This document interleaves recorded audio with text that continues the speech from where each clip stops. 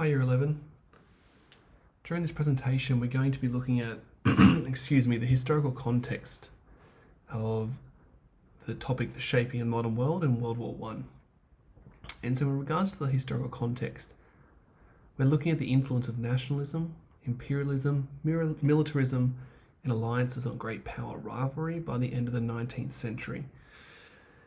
And it's important to understand when we look at great power rivalry, that is specifically relating to the European powers that contributed to World War One. Now, looking at this part of the unit, it's really important that we break down these concepts. And in regards to these concepts, they can be understood as causes. So we have nationalism, imperialism, militarism, and alliances, and these directly relate to the part of the syllabus. They are all separate entities in how they can be understood and how they exist. But at the same time, it's really important that you understand the role they all play with each other in contributing to the outbreak of World War One.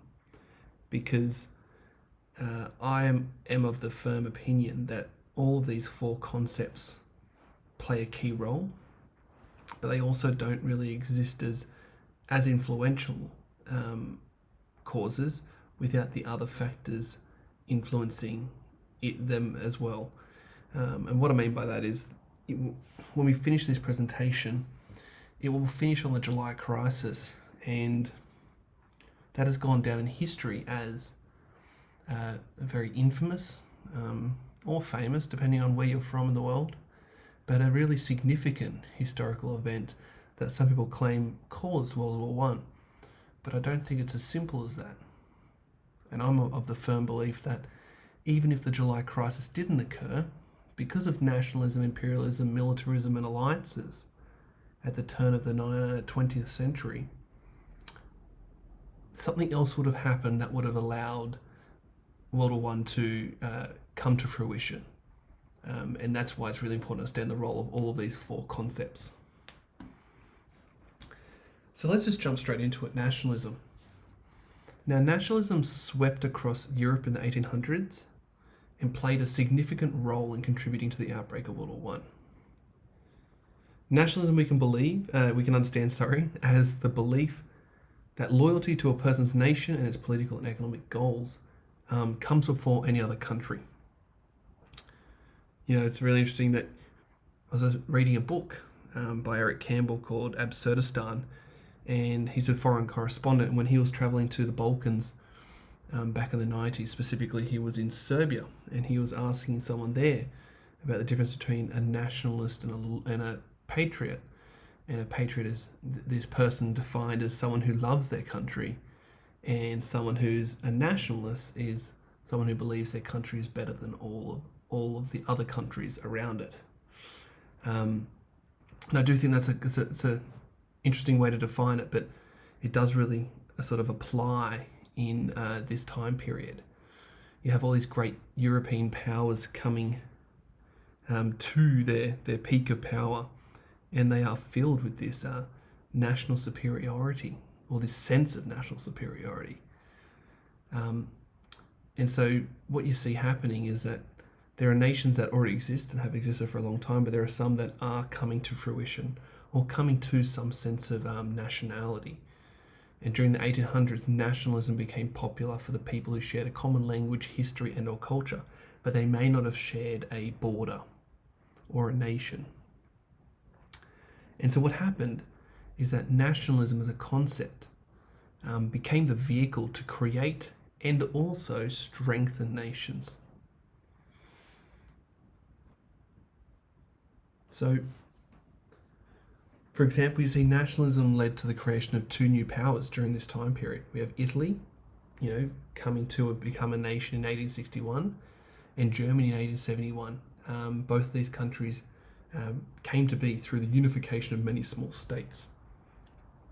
It's important to understand that war itself had a major role in achieving national strength in Italy and Germany. These weren't calm times, but there were some times of conflict. And that's also something really important to understand during this time period, is that war, conflict, is not frowned upon. It's seen as something really important for the birth of a nation. Now, although that nationalism was used at this time period to help create power or create nations, it also played a role of weakening nations, especially Eastern European countries such as Austria-Hungary, Russia, and Turkey. And these are all empires at that time of large landmass. They ruled many national groups that urged for independence. And you really see the result of that following World War One. My apologies. Before we jump onto that map to look at the result of World War One, but the idea is that the Balkan Peninsula, which was for a long time under the influence of the Ottoman Empire, and had the Russians and the Austro-Hungarian empires sort of trying to push their influence in that area as the Ottoman Empire was losing influence. But at the same time, you had a lot of national groups in this Balkan Peninsula vying for independence. It became a really tense time to be living in that part of the world. And as a result, that peninsula, the Balkan Peninsula during this time period, was known as the Powder Keg of Europe, or the Balkan Powder Keg, as a result of so many different parties wanting that land. And you see this all kind of come to fruition following World War One. You look straight down that sort of eastern corridor of Europe, Finland, Estonia, Latvia, Lithuania, Poland, Czechoslovakia, Austria, Hungary, Yugoslavia. And even if you want to unpack Yugoslavia, there's so many more national groups within there. And Ireland, let's not forget about Ireland. But we look at that eastern corridor. They are all countries that became their independent nations following World War One. Now, in addition to nationalism, we also have imperialism. Now, imperialism was actually really crucial to any major European power, because to be a major power at this time period, they needed to support their economic growth by colonizing lands with rich natural resources, simply because the way that they had developed their power was reliant on that. And it became this kind of feedback loop that the more they colonized, the more resources they accessed and controlled, the more wealth they gained, the more power they acquired. But to keep fueling that, they need more land, they need more resources, and so forth and so forth. And so, in conjunction with acquiring great wealth, the growing of empires fueled the narrative of superiority. And so you do have at this time empires such as the French and the British Empire that have been around for a while, and they're pretty well established across the world. And so their narrative of superiority was already in full steam. But if you're a new nation like Germany, you've only been formed in 1871, you've got a lot of ground to make. And the blueprint for that superiority is by acquiring land, creating an empire. And this creates significant tension between European powers vying for great geopolitical influence. And to sort of specify that even more is that it's actually great tension between nations that have established geopolitical influence and European nations that want to sort of tamper with that pre-existing sort of balance. And that's where we sort of see some things start to bubble under the surface and start to sort of rise. But it would be remiss of me not to acknowledge, though, that with all of this happening, there's a significant part of the world, the colonized world, that really suffers here and is simply seen as a natural resource, as something to be commodified. And the late 19th and early 20th century saw a great deal of colonization of Asia and Africa by European powers. And that gives you an idea. This is colonial rule in Africa in 1914. And you can sort of see the way that's been split up. But it looks like this as well, that the continent of Africa is, this almost big spread that all these European powers are trying to pull at and get their bit of. There's another one. There's the Rhodes Colossus, a famous satirical cartoon, which is trying to represent England and their aspirations to have influence from the north tip to the south tip of Africa, from Cairo to Cape Town. You go all the way over to the other side, to China, and you almost have this idea that, I'm not going to try the French because I will unfortunately pronounce something incorrectly, but the translation of that French is China, the cake of kings and emperors. They're literally, all of these kings and emperors are cutting up China like it's a cake. They're getting their piece.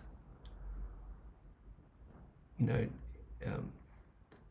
have enough time to unpack the effects of colonization, imperialism on the vast majority of the world. But the one thing we can acknowledge in regards to this topic is that this attitude between the European powers was toxic, and created significant competition that was only going to end in one way: conflict. And you see it, we're going to look at it later in this presentation, but you look at the crises that occur across the world, especially in Africa and the Balkans. But yeah, that's what it kind of comes to. It's really important to understand, though, when we look at imperialism, is that these colonies became crucial to the European economy. They were actually so reliant on it at that time, with the way their economic sort of systems were functioning. And as a result of that, expansion became necessary and desirable for European powers. These colonies funded a great part of the ruling country's economies and provided foreign markets for European products. And that's why these European powers couldn't give up this land. And so when other European powers are trying to vie for that land, or even the people living in those lands are vying for independence, it creates significant tension. Now, when we also look at this, is that additionally the land available to European powers diminished as Germany, France, England, Italy, and Belgium, they had a monopoly on it. Straight as that. It's as straightforward as that. They had a monopoly on the land, and they occupied increasingly large tracts of it. This resulted in border disputes and increased tension. You see it in the Boer War, in Africa, but also the crumbling Ottoman Empire, the dying man of Europe, or the sick man of Europe. The Ottoman Empire had a huge territory, huge landmass of territory, but especially in Eastern Europe and the Balkan Peninsula, as the Ottoman Empire was losing influence there. As I mentioned before, the Balkan national groups, they want independence. However, the Austro-Hungarian Empire, they want that land. The Russians, they have a strong connection to the Serbians, the Slavic ethnic groups in that area. They want to influence that area too. And it increases tension. I use that word a lot, tension.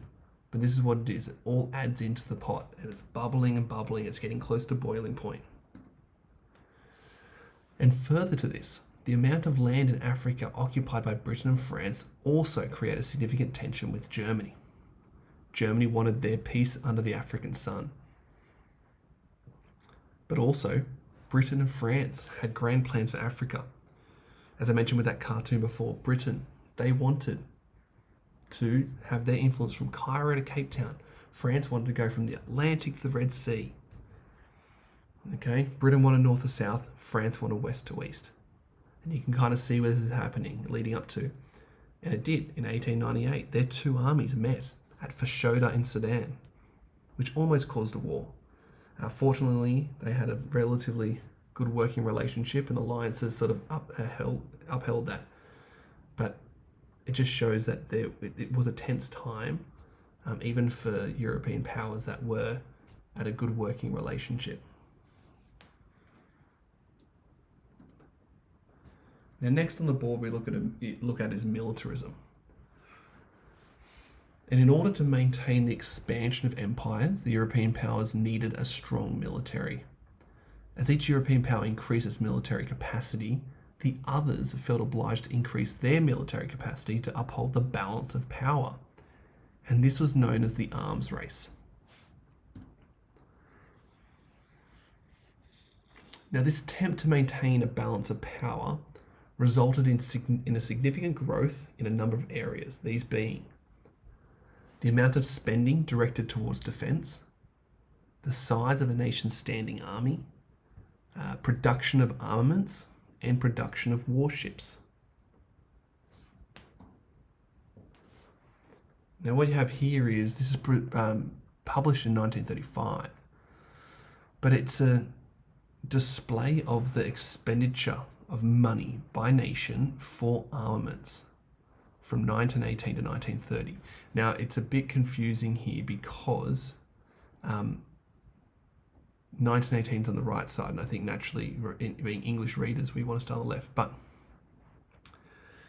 if we have a look here, in 1908, Great Britain, is spending 286 million, France 216 million, Germany 286 million, Italy 87 million, and Russia 291 million. Okay, so Russia is actually pushing out the most there. And then Germany and Britain are on point. Okay, so for the remainder of these years, let's just focus on Great Britain, Germany, and Russia. Now, the following year, Great Britain is 306 million, Germany is 306 million, and Russia is 315. Great Britain is 330 in 1910, Germany is 301, so a little bit less, and Russia is 324.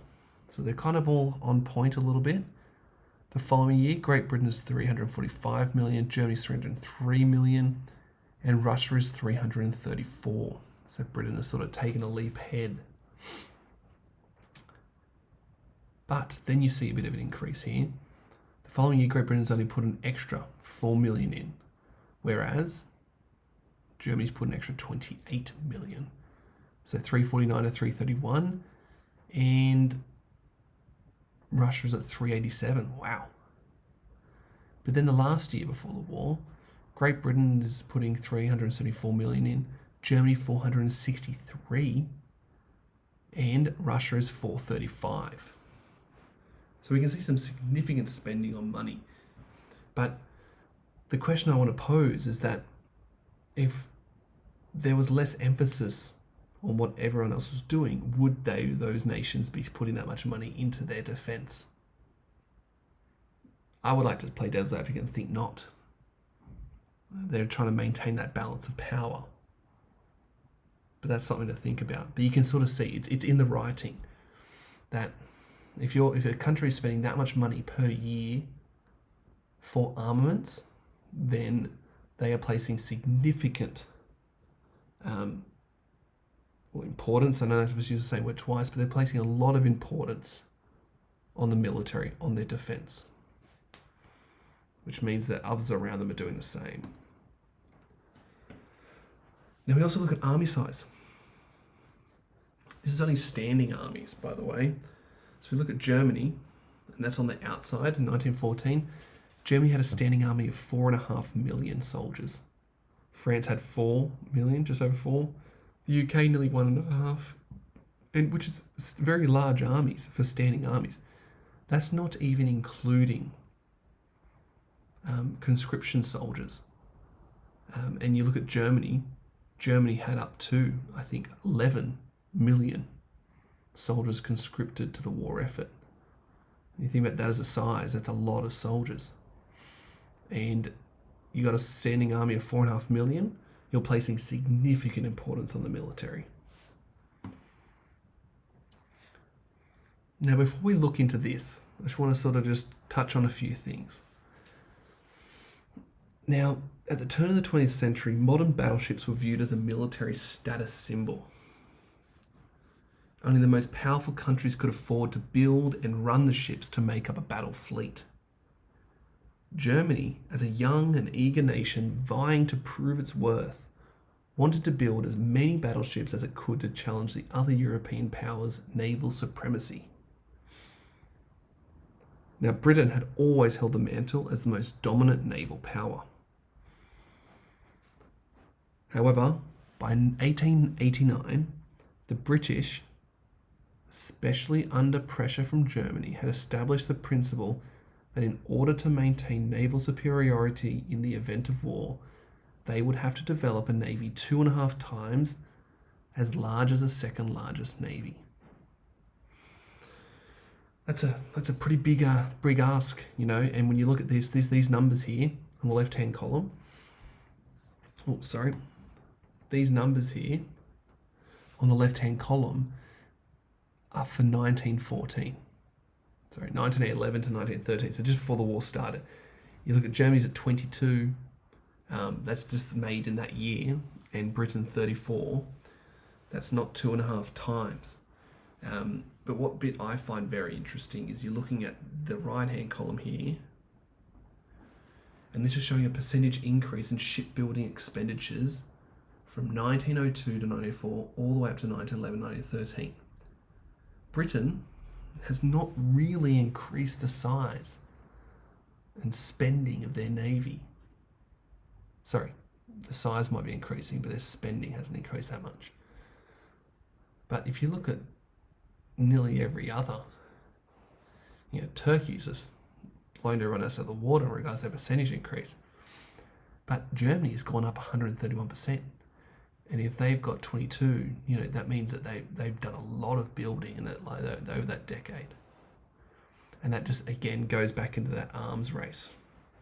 This is known as the naval arms race, or the naval race. Britain didn't want to do anything but lose their naval superiority and would do anything to stay ahead of Germany. But Germany was definitely on their toes, keeping Britain on their toes, chasing their heels. Now, the other thing in regards to militarism was the growing military capacity of the European powers, combined with Germany's defeat of France in the Franco-Prussian War in 1871, resulted in a number of war plans in an attempt to be ready. Now, some of these, my apologies, that typo is going to bother me. There we are. Thanks for that. Now, resulted in a number of war plans in an attempt to be ready. The first one on this list is the Schlieffen Plan, which is the German war plan. We have France's Plan 17. We have Austria-Hungary. They had 2 plans, Plan B and Plan R. And that was based off who was going to be involved. Plan B was just a war plan on how to take Serbia if Russia didn't get involved. Plan R is what they would do if Russia got involved. And then Russia had a Plan G and a Plan 19. Plan G was if Germany attacked Russia first, what they would do. And Plan 19 is what they would do if Germany attacked France first. So they were all prepared for war, and that is pretty evident in the fact that they all had war plans ready to go.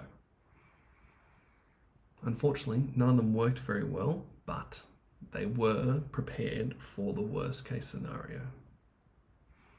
My other question is, if they did have a war plan in place and they put significant practice and time into it, does that also mean that they were less, likely to, or were they reluctant to engage in diplomacy that would actually move them away from conflict? It's not for us to decide, but something to think about. Now, the last sort of concept or cause we're looking at here is alliances. And as tensions rose between the European powers, they all sought alliances as a method to ensure protection. It's a very, very ancient diplomatic technique, strategy, which works, to a degree. And during this time period, the alliance systems were a diplomatic effort to some degree to deter war breaking out. However, the non-committal nature and range of alliances created more instability. My apologies for that one. More instability and brought more nations into the web of alliances. And so all it needed was for one thing to go wrong, and it would bring a lot of people into a conflict rather than just a few. Here's a cartoon example of all the different nations involved and how they connected, and just shows how convoluted it all is, a bit confusing. Again, another example of the range of alliances. I'm not going to read through all of these. If you want to go through them, you can just pause them, but it just shows that process of making alliances. It's just sort of this back and forth. And just to add to that, Germany and Russia, despite the leaders being related, they had a very, complex diplomatic relationship. They seemed likely to be strong allies after the League of Three Emperors in 1872, which bound Russia, Austria, and Germany together. However, Russia was alienated in 1879 when Germany and Russia signed a dual alliance. This led to Russia signing the reinsurance treaty with Germany in 1887 just to be safe. But despite all of this, Germany and Russia's relationship became distant in 1892 after Kaiser Wilhelm II ended the reinsurance treaty, and then all diplomatic ties were cut after Russia, needing allies, joined the Triple Entente in 1907 with Britain and France. And that's just between two nations. How complex that relationship is. You add that, with a different country, and then a different country as well as that, it just sort of compounds on each other. Now, although we've touched on all four concepts, the one thing I sort of want to leave you with is that a number of crises that occurred leading up to World War I demonstrate the significant influence of nationalism, the idea of nationalism, coupled with a strong military and the desire to spread one's influence, as well as the role of alliances if conflict arises. We have the first Moroccan crisis in 1906, which really showcased Germany's desire to have more influence in Africa. It also showed that they were growing confident to challenge, pre-existing European powers, and that was France and Morocco. The Bosnian crisis, really highlighted the significant tension and instability in the Balkan Peninsula. It showed Austria-Hungary, really thirsty for more land. They wanted more power. They wanted a greater empire, and they were trying to attempt to annex that territory from the Ottomans. We see in the second Moroccan crisis, again, Germany challenges France's influence in the region. But also this time especially highlights the role of alliances and good alliances, with Britain supporting France in this one, and in their kind of perspective, putting Germany in their place. And lastly, we have the July crisis, which really was the short-term cause of World War I. We see a Serbian nationalist assassinate the heir to the Austro-Hungarian throne, which in turn results in Austro-Hungary setting demands, a list of demands on Serbia which were unachievable, and in turn declaring war on Serbia, which resulted in Russia being an ally of Serbia declaring war on Austria-Hungary, which then resulted in Germany being an ally of Austria-Hungary deciding to declare war on Russia, but before they did that, to avoid a war on two fronts, invaded France first as part of their Schlieffen Plan. Therefore, we already have most of Europe involved in war. But when Germany invaded Belgium as part of their Schlieffen Plan, Britain also joined the war effort. And that's a good example, the July crisis, of the role and influence of those four factors. It wasn't simply just the assassination, but it was the role of those four factors and how they contributed all in their own way to the rising of tensions and the eventual outbreak of World War I. So just to leave you with this before we finish. This is from the Brooklyn Eagle in July 1914. If Austria attacks Serbia, Russia will fall upon Austria, Germany upon Russia, and France and England upon Germany.